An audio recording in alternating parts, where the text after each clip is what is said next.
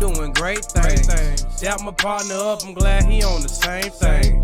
Bills is going up, but I know how to maintain. Had to cut him off, but I ain't got to say name. Hey, plans of being the boss and I ain't gang bang. Some of my brothers did, but we be on the same thing. Solid sense of kid, respect is just the main thing. If I said it, I'm gon' do it. I ain't changed. Hey, I'm from the west side.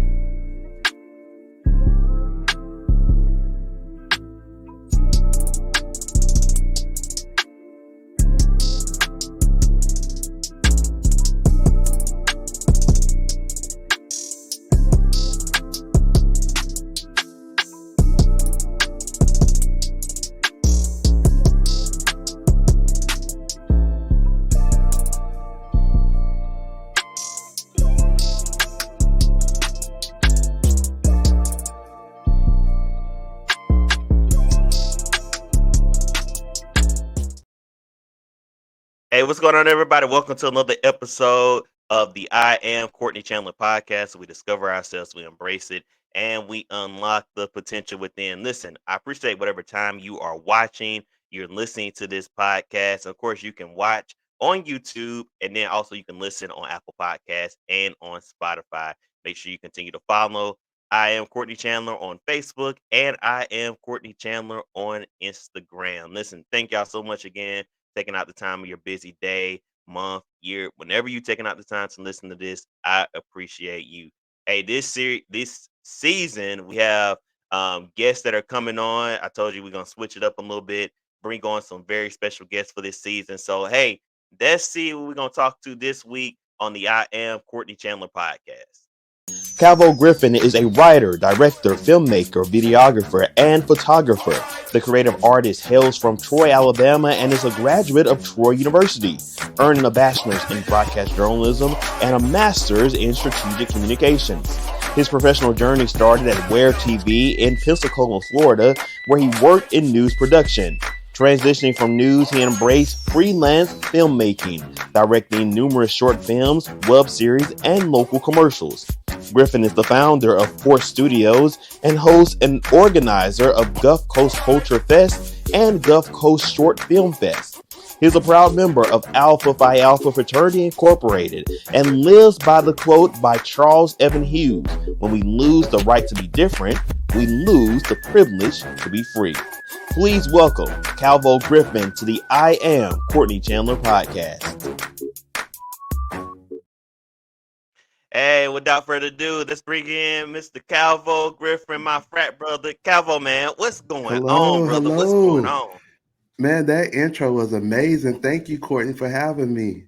Oh, yes, sir. Yes, sir. And listen, man, we do it big here on the show. We show love, so I had to make you feel special. And I'm glad that you enjoyed it. And I'm just happy, man, you took out time your busy schedule to be on the podcast today or whatever people watching this episode. But man, this first off, what have you been up to? Oh, for anybody that don't know, I saw in the intro. I mentioned Kalvo is a proud member of Alpha Phi Alpha Fraternity Incorporated as myself. But what's unique about it is Kalvo is actually my profile. We both crossed at Xi Beta Troy University, so Kalvo actually had a part of helping me become an Alpha. So I have a lot to say thanks to Kalvo. He wrote a letter for me to get through. Might not be no plus. Oh, the good time. Oh yeah. We can't talk about some stuff. Woo! Oh, Okay, no. Right. But man, what you been up to, man? How's everything going? Everything's been going good. I've just been I'm staying busy. Just kind of working, getting a lot of things in motion, finishing up some projects, kind of tackling some new stuff. I'm a person who always likes to be doing something. It's my strength and my weakness all at the same time. And so yeah, I'm just out here just trying to make a difference. Gotcha. So are you still in Pensacola or how you moving? Oh no, I'm still in Pensacola. Okay. So I like to say I'm based in Pensacola, but I'm a little bit everywhere. I got you. Hey, I feel you. So, hey, this episode is called I Am a Filmmaker. And you heard in the intro, Calvo is a filmmaker. He has done short films. He has done some long films, some feature films. So that's what we're talking to Calvo about today. I am a filmmaker, and his journey in this. So, man, first off, I just want to know, when did you discover that you wanted to make films for a living? So, funny story. I always tell people, with me being a filmmaker, a lot of people ask me the question, and they like to ask questions like, were you always wanted to be a filmmaker? Do you like movies? And the funny thing is, I like to look at it like filmmaking found me. Hmm. I wanted to be an actor a while ago, and even when I was at Troy, I took acting classes. Hmm. But then along the journey, I realized, okay, I'm terrible at acting. Let me just give this up. And so then I went on to pursue journalism, right? Uh-huh. And it's crazy, just like you try to run from your passion, but it finds you. So Right. while I was working at my first TV job, one of my coworkers was really into filmmaking.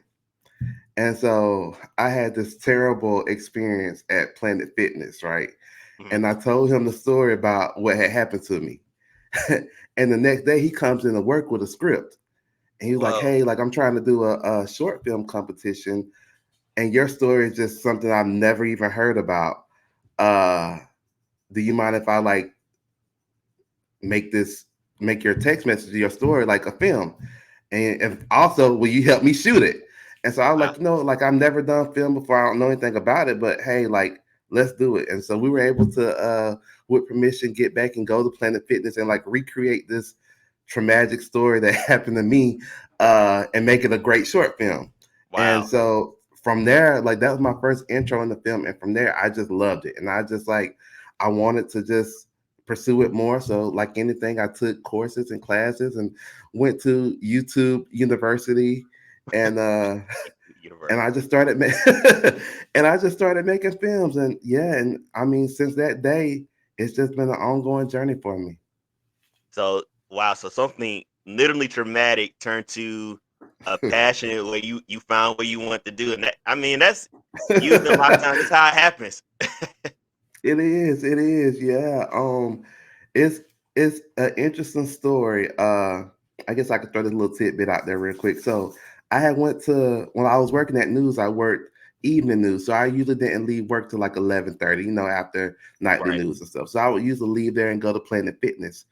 And I mean, it's not really that bad, but I went to Planet Fitness and I'm leaving Planet Fitness and getting ready to go home. It's about 2 o'clock in the morning because for me, that's the best time for me to go. And Yeah.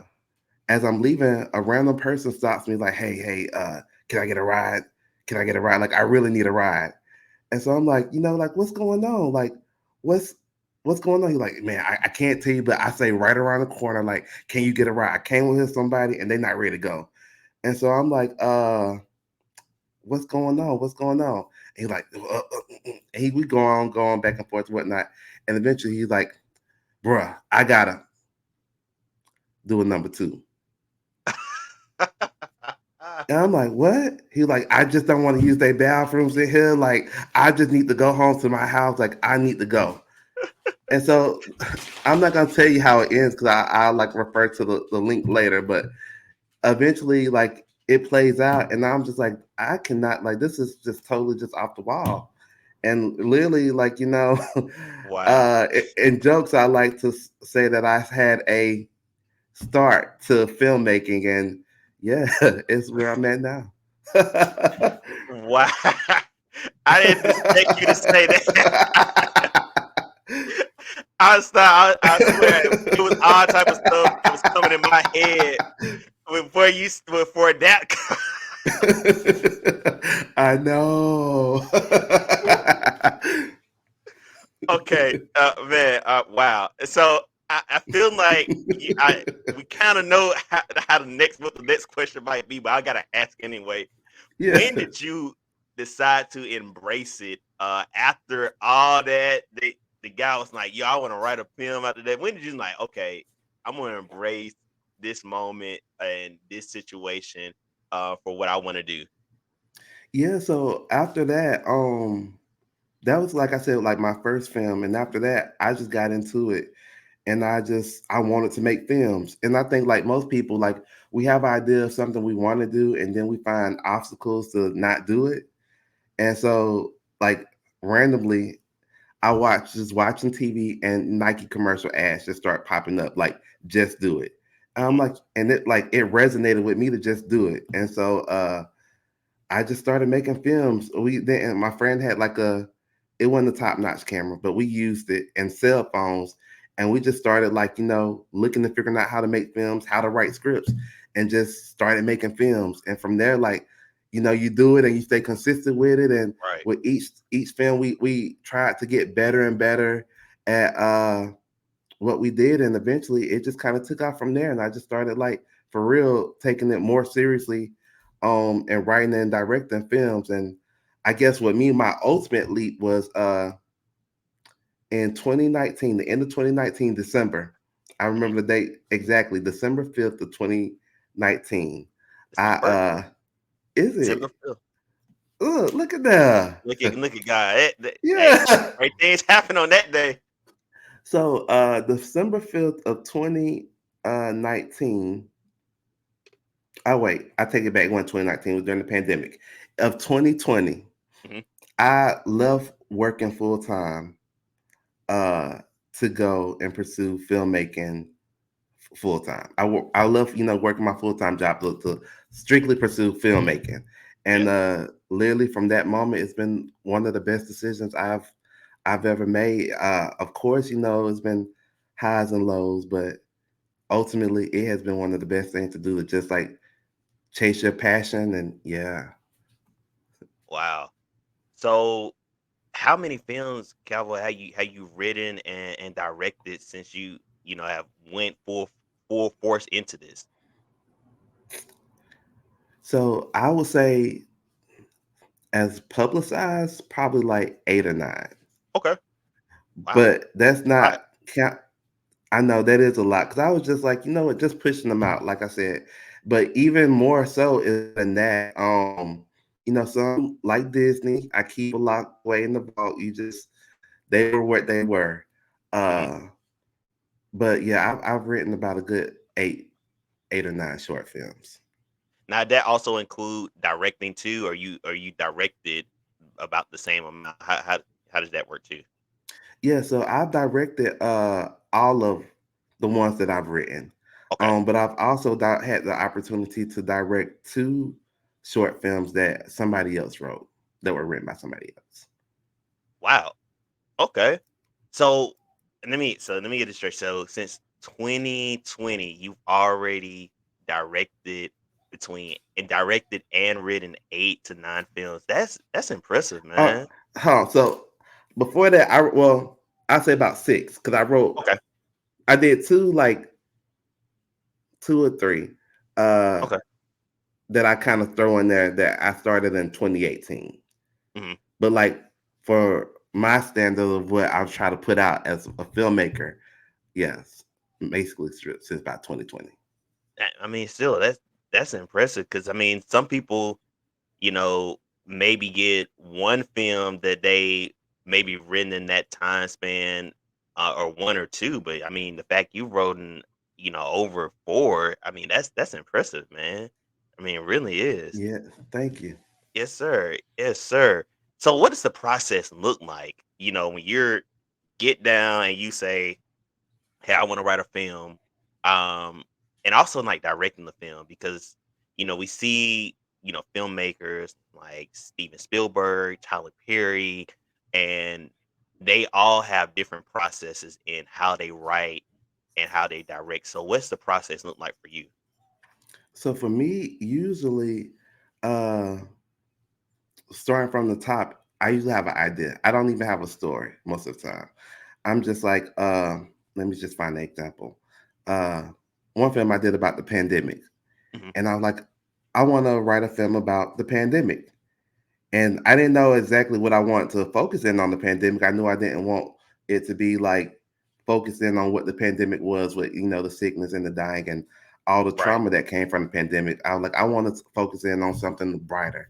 And so I was like, maybe And from that idea, I just kind of like brainstorm. I'm like, you know what? Like, I want to write a love story that happens within the pandemic. Wow. And so I like, okay, like and then from there it's like, are these two individuals, are they living together? Like what's their circumstances in the pandemic? And I just break it down from there. So the story ended up being ultimately like it was a couple during the pandemic, but he was away for work and she was at home and the lockdown happened. And Wow.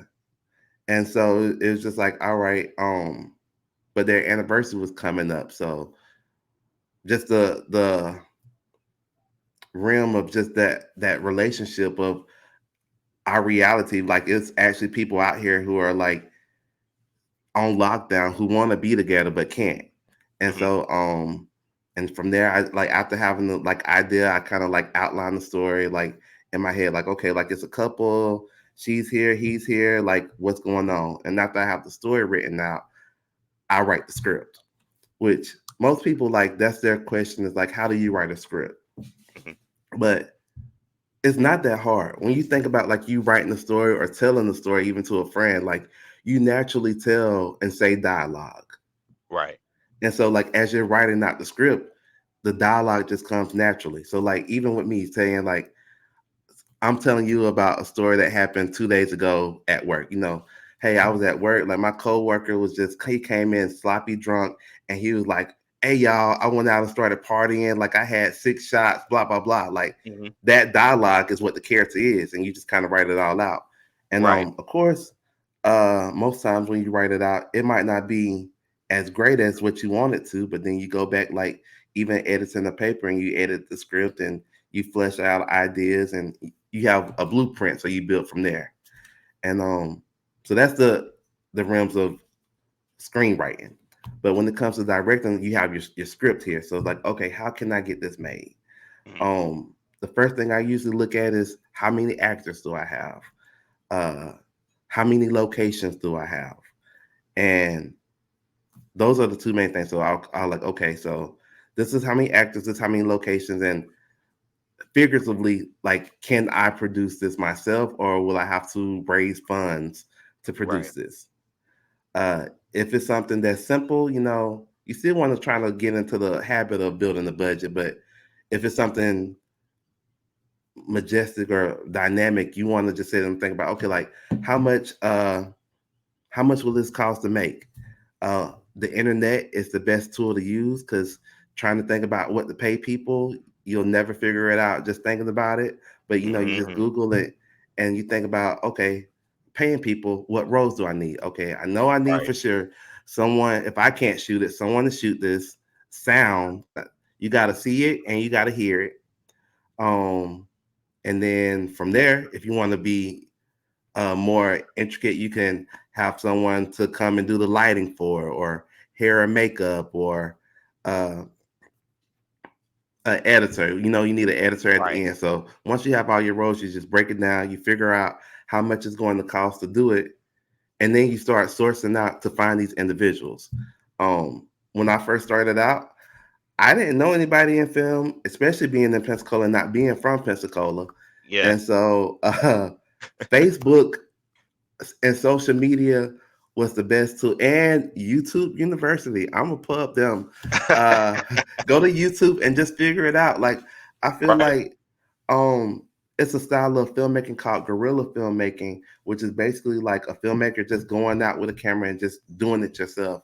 But I feel like with me having my start process starting like that, like I was able to, I'll say able to, but also forced to learn roles that I probably would not have learned within the film community. Like I had to learn to be not only just a writer and director, but a producer. And I couldn't Right. find an editor. So like I had to teach myself how to edit. I had to learn sound.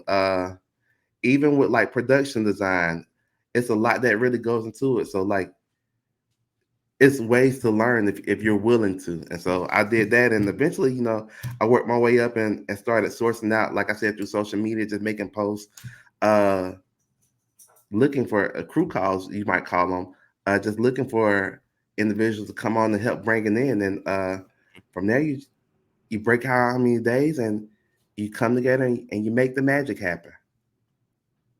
Man, it seemed like when you was breaking it down, we see films, and I don't, it's a lot of work, and you just explaining like, yo, that's a whole lot that goes into it that maybe people don't even understand. And at least the next question for me is, what's the most challenging part of filmmaking for you? For me, always time. Ooh, yeah. Which is something I've gotten a lot better at throughout the years. Managing time with creating the film is time is not your friend. Hmm. Uh, for the fact that like when you watch a film, right, or watch a Hmm. movie, just kind of break it down a little bit. Like a scene may have where a character walks in the room from like what they call a wide shot, where you see like the full body of the character entering, you see everything going on. And then Right. it may be like a close up, kind of like this, where they're talking to somebody. And then it may be like a two shot in the conversation. But like each shot is in a particular scene, it may be like up to 10 shots for one scene, and sometimes more than that. And you got to think, in filmmaking, it seems like a 30-second shot may seem just 30 seconds, but it Hmm. could easily take 3 to 4, maybe 5 hours to just make that. Because each Wow. scene, you have to think about the setup process. You have to set up the lighting, the camera, and we have what we call takes that are in filmmaking. So each take, you might run it in, and as me as a director, be like, you know what, like we didn't do this, or it might be some kind of technical. So we might do 3 or 4. Some directors even do more than that, go 8, 20, 30 takes of the same shot of just walking in the door before you move on to the next one. So when you take that and amount it to all the shots in the scene, it makes for long days. And so with that Wow. in time, like unions, a lot of bigger productions have what they have. That's why they have unions for either the actors or the writers or directors, which most people are not more privy to the unions because of the big SAG strike that happened, the actor Hmm. strike that happened last year. Right. Which is why they have unions to kind of help designate. One of the things is the time and the treatment that you're on set, because a typical film day averages from like 12 hours and sometimes longer than that. I've been on film days where we went 18 hours in a day consecutively. Wow. It's not supposed to happen that way. That was a non-union film, but most union films are still 12-hour days. So you're working like literally nonstop with maybe uh breakfast break and a lunch break. And so because of everything that's in the film, you're working so hard to get all of this amount of footage in less amount of time.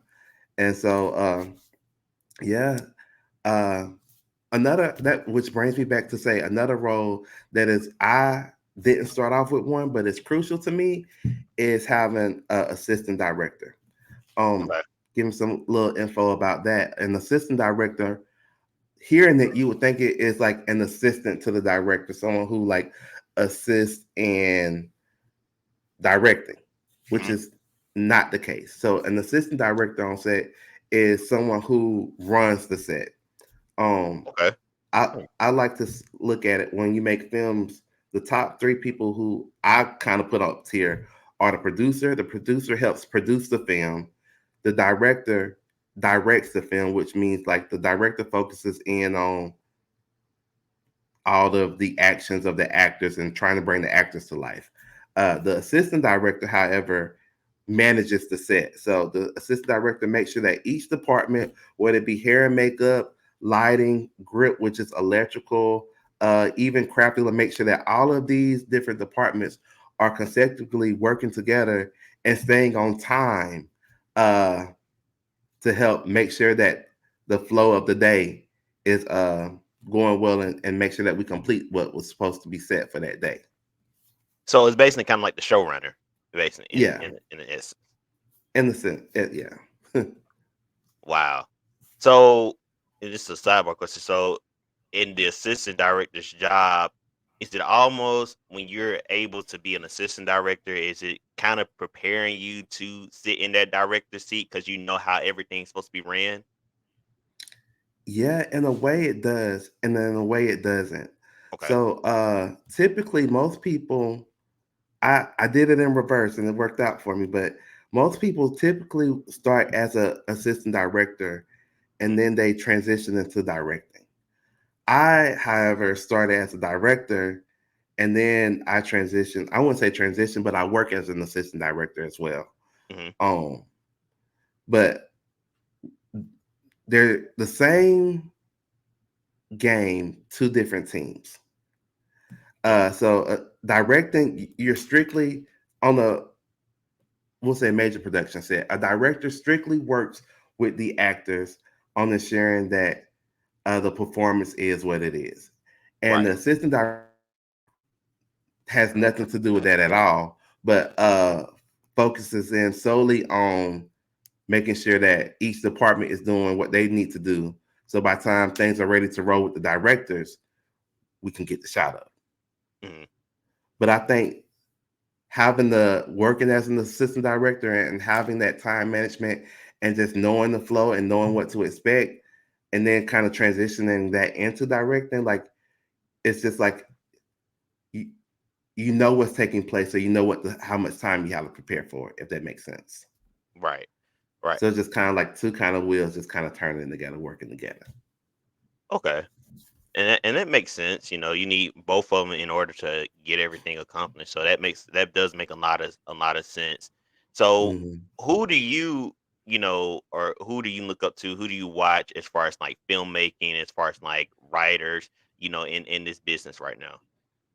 So right now, people who I look up to, I of course like Ryan Coogler.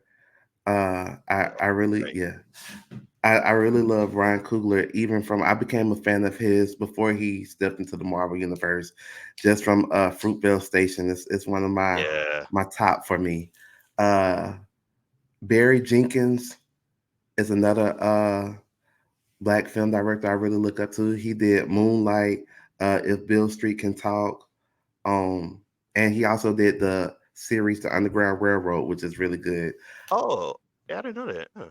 Yeah, yeah, he's a good one. Um, let's see, of course, Steven Spielberg. For me, recently, I've been stepping into more of the, I would say, horror thriller scene, so I have to put Jordan Peele out there as well. Yes.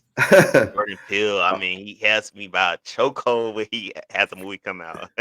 Yeah, so I'm put a pin in Jordan Peele. I'm come right back to him. Okay. Uh, and then of course like Ava DuVernay. Oh These yeah. are like filmmakers who produce uh film that inspired me to create, and I love just the cinematography about it. And there, of course, there's like um the typical classics, like I said, Spielberg's, Scorsese, Hitchcock. I really been kind of like I said, since I've been stepping into this like horror thriller, I've been kind of going back watching some of his classics as well, and countless others really. Wow. So when you like look at these films done by these incredible directors, what's some key things that you a lot of time take away that you say, okay, this can help me in my film, or this can really help as I'm trying to write a film for the next go round. So, um, I say collectively with the directors that I just named, something that I take away is how they are able to pull emotion out of actors. I feel like all of their films, like the acting is so superb in it, and I know that like good acting comes from good direction. Uh, and as another thing, along with that, is the cinematography. I love watching. I won't say I'm a cinephobe, but or cinephile, but watching a lot of movies. But I do like movies that have an untraditional way of visually capturing a story. They're Yeah. really good storytellers as well. Just to add that in there, um, as well as let me see something else. Shots. score collectively. All these people just do it for me with their films. From just like I said, how they visually are able to tell a story. I say visually and boldly. They are not. They all collectively are not afraid to push the issue or whatever kind of story they're trying to tell, and go above and beyond to tell it.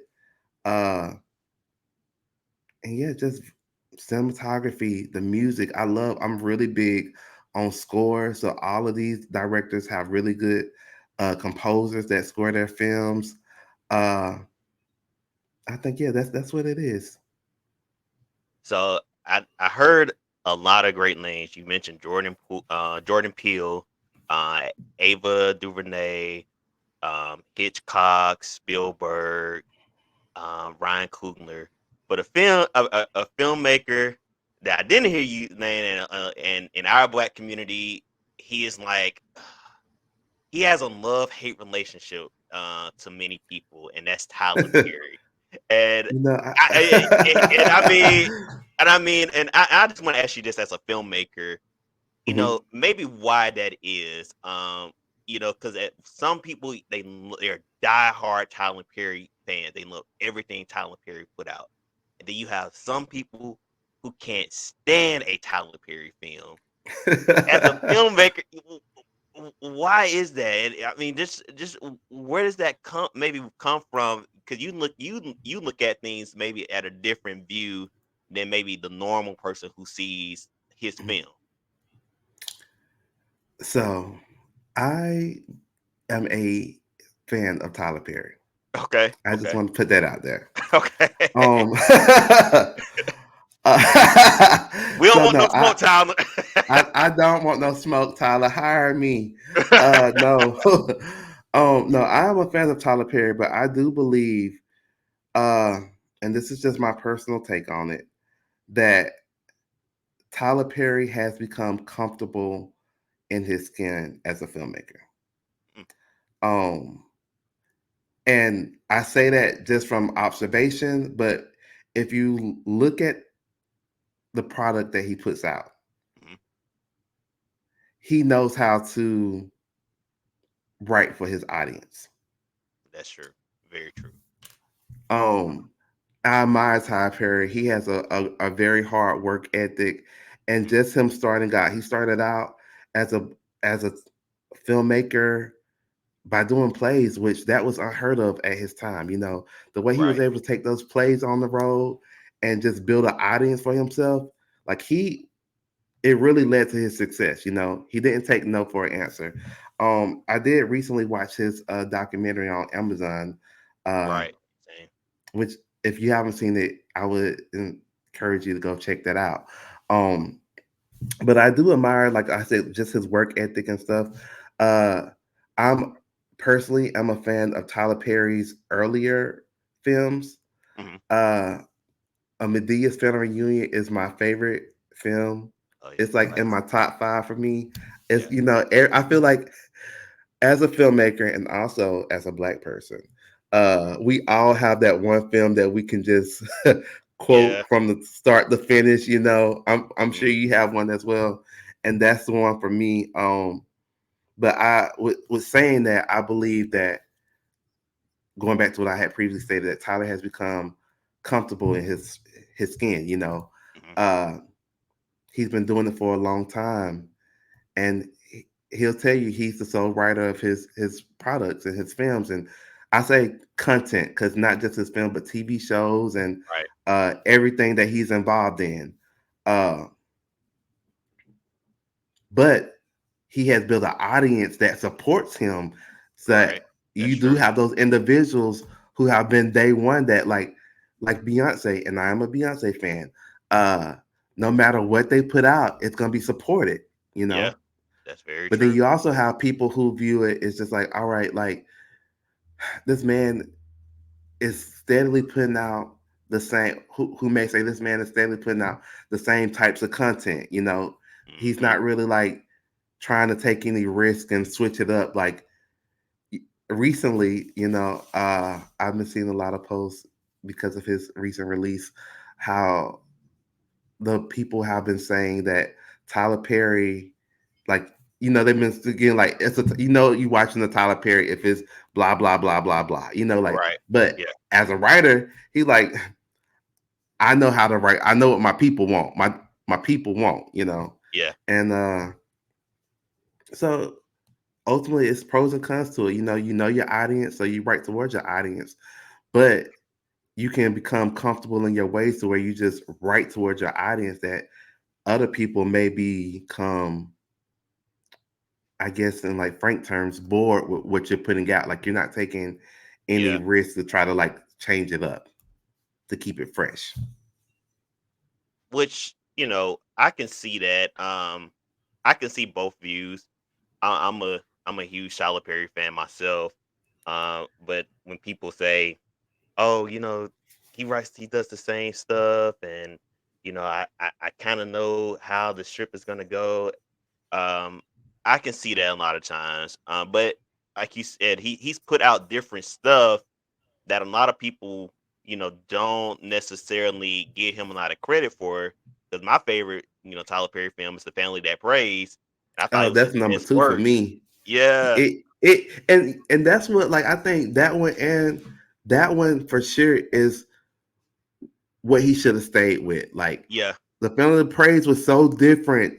I think it stands out to more people like us who have been kind of following his journey from the start, is because it was not like any.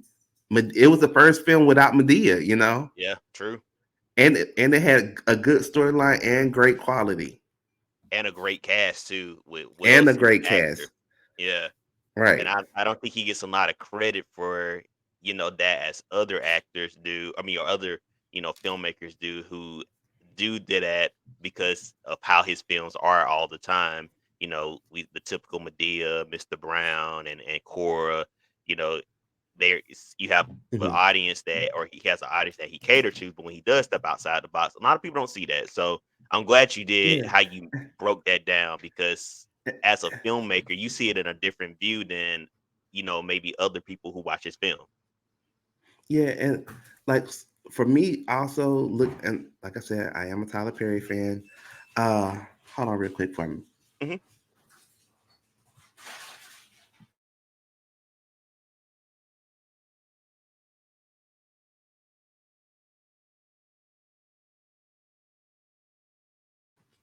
Okay, yeah, and also for me, like looking at it too, I think one thing that sticks out to me is quality over quantity. Hmm. Like starting out, it was really all about my personal view. It was really all about the quality, and I Yeah. feel like after that, audience got built up, and because of how big it got, and knowing his audience and writing strictly for his audience, that it's like, okay, let me just put out as much stuff as I can, which by doing that, it lessened the quality of it. Right. Right. Right. Very, very true. Very true. This move away from time. We Yeah, probably can all talk right, about yeah, Tyler Perry all day. I know, Literally. but I love you, Tyler. Give me a job now. Right, right, right. I'm trying. Hey, Tyler, if you watching this, hook us up. We're here. We're here. Yeah, hook them brothers up. Uh, Let me ask you this as we close. What, I guess, word of encouragement do you have for maybe filmmaker or someone who wants to get into filmmaking, who has a desire to one day be in the situation, like you, who have directed and written different films? What words of encouragement do you have for that future filmmaker? um, to me, the word I would give them the same words that help resonate with me, which is gonna sound cliche, but just do it. Hmm. Like especially now with all the technology we have, like you can make. I've seen some great films, and not just short films, but like feature length films that have been shot with a cell phone. I was gonna say True. iPhone, but I think I saw one or two that was shot with like an Android. But like all the, like I said, you have a passion for something, but life sometimes just lets us or makes us think that we don't have the resources to do it when we do. Um, Right. I'm where I'm at just because I just did it. YouTube is your best tool. It was my best friend. I used it. I did not go to film school, and you'll find also that like a lot of your favorite filmmakers did not go to film school. Hmm. Um, they did a similar journey of what I did, which was just like, hey, y- let's make a film. You don't even have to have.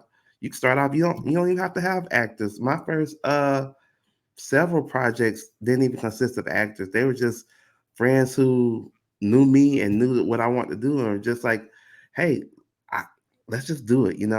Pull Right. people and when it comes to editing, it's so many different. Like nowadays, unlike when I really started out, there's apps you could edit anything on Hmm. on the phone or apps, whether it be on your laptop or on the cell phone. I'm just using cell phone because that's used if you don't have a laptop or a tablet. Most people have a cell phone, uh, and you can just do it. So I would just say like, whatever it is you want to do, like first trust God, pray about it, take you a deep sigh, drink you a cup of water, and go pursue it, and go pursue it.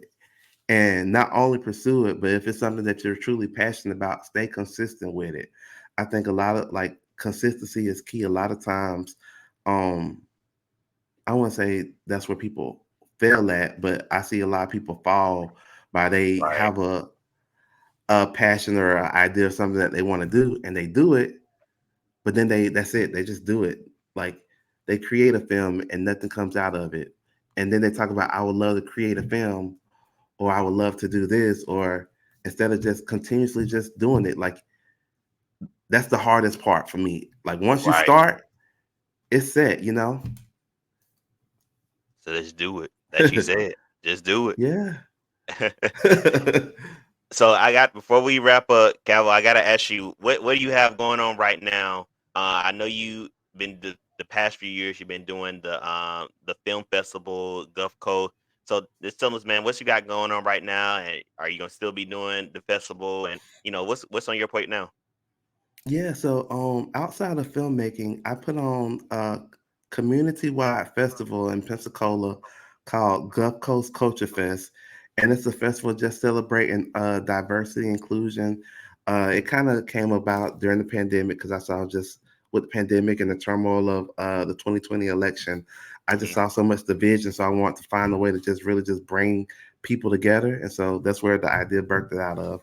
And so it is a full day event, a day where people can come out and just be immersed in just different cultural experiences. And so I have a live entertainment, vendors, food trucks, just a lot of love and joy. We have music, art, dance, theater, fashion, just all kind of like intertwined into this. And then outside of it's a two-part festival, so that's the first part. And the second part, with me being a filmmaker, I love to just give other people and other filmmakers the opportunity to showcase their work.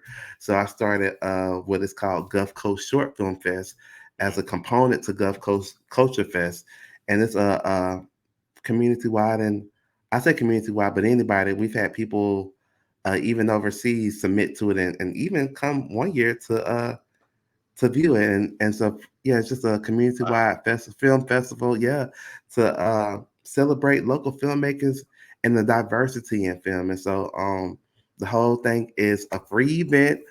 This year it'll be taking place in downtown Pensacola on Nice. May 11th at Seville Square. So if you find yourself wanting to take a vacation for Mother's Day weekend this year, feel free anyone to come down and join us. Again, May 11th at Seville Square. We'll be there from 10 a.m. to 10 p.m. And so that's like community, what I have going on outside of film. But as far as film myself, I currently just launched a fundraising campaign for my newest feature length film. It's called Sweet Dreams. Okay. It is about, yeah, it's about, in hindsight, sleep paralysis. Hmm. It's a psychological horror, and yeah, I'm gearing up for it. Hopefully we can get the funds needed to raise money for that and start production on this coming summer into fall. So yeah, I'm looking like July, August for production to start on that. And of course me, I have several other little, projects I'm working on here and there, but on the bigger side of things, that's what I have coming for me. Man, nice, nice. So how can people stay connected with you, man? So if they want to, stay get involved with the festival, help out with the film, how can they get in contact with you? Yeah, so on a personal level, you can follow me on any platform, Facebook. Well, I'm not on TikTok, y'all, personally. But you can follow me on I know you can follow me on Facebook or Instagram by searching Kalvo Griffin. Most platforms, if you just type in my name, Kalvo, Kalvo, I'm one of few in the world, so I usually just pop right up. Outside of that, please follow my film production page, which is Force Studios. But it is spelled FORC 3, so it's like Force with a 3. Studios, yeah, Trey Club. And so yeah, and that is on every platform. So it's on Facebook, Instagram, TikTok. I believe we might have a Twitter, but I'm not sure about that one.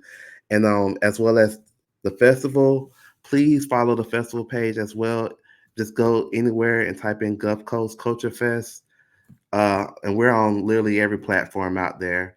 Uh, as far as film, if you want to check out some films and stuff that I've done, you could also go to YouTube, type in my name, Kalvo Griffin, or you can also type in Four Studios, and yeah, we're on YouTube. Wow. Well, hey, man, thank you, thank you, thank you again for taking out the Thank time. you. Yes, yeah, man. I mean, this has been very insightful. I feel like now you done gave me some tools where I can go out and make me a film, hopefully one Oh, look, day. look now. And so let me tell y'all. So Courtney low key had his film debut in one of True, my films. true. Yeah, Love Me 6 Feet Away. Y'all go check it out Yeah. on YouTube. I had to call in some favors. So yeah. Yeah, I had a little cameo. I was, quick in and out. But hey, you're right. You're right. I can say I was in my first film, a Calvo Griffin production. That was my first film, so I But not your last. not my last, not my last. IMDb. Make sure y'all put that at Oh yes, y'all. I yeah. forgot to plug my IMDb page in there. Please go check me out. Your boy is official. Not Okay. only my so I didn't even talk about that side, but I I DP and I'm a cinematographer. So although I write and direct a lot, I shoot a lot too. So all of those credits are on my IMDb page. So please, if you go there, just type in Calvo Griffin, go check me out and connect with me. I love to work with you. Hey, there it is. There it is. Any last words, man? Um, so I just thank you all again for just tuning in. Yeah, like I said, whatever it is that you want to do, just do it. Trust God and take that leap of faith. You got this. Hey, great way to close out. Again, thank you, Calvo, taking out the time to be on the show this evening. I am a filmmaker, and listen, you can catch this episode, or you probably watching it right now on YouTube, but also you can listen to it on Apple Podcasts and on Spotify. And continue to follow on Instagram. I am Courtney Chandler Podcast, and also on Facebook. Until then, we'll see you soon. Continue to discover yourself, embrace it, and unlock the potential within. This is the I Am Courtney Chandler podcast. Talk to y'all soon. Peace.